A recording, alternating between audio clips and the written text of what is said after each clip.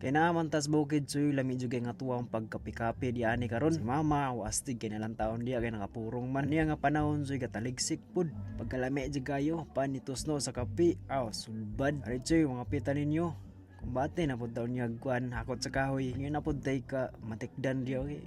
Murag nay tao galabay kapi ta dari kay painit sa tiyan. Ay Choy, sumaying adlaw na to di ano, so nga tuwang panahon is manag-umon jud siya. Pero ganahan ko ani nga panahon kay nagsigir man gud og init. Gisumhan atas kaigang so karon tugnawa na sadta. Kay nagulan man gabi so mo nang naglisod bubig pangita sa ugang nga kahoy. May gani kay ako po ning gidala ang butin. Aw dili na mi magadtuay og lubas mangita og ugang nga kahoy. Kay naa naman gipalit jud ni og tuyo Choy kay gamit man gud kaayo niya sa lubas labi nagnaami trabaho. Pareha ni karon nga naglisod jud mig pangitag ugang nga kahoy kay nagulana pod. Dili man hinuon kusog ang ulan gabi hinay pero kanunay mo nang makabasa jud siya. Danlog na pod gani kayang dalan. So nagpaabot ta dari nga moinit ang tubig Choy kay mga pimanta.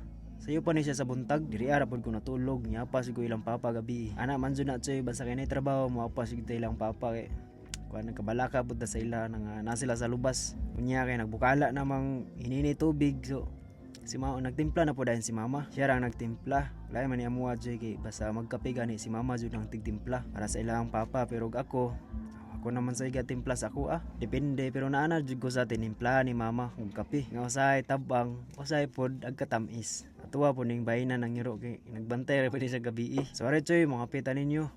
Namin jud nga tuwang pagsigop-sigop sa kape. Subad atuwa da imtos nuwan sa pan.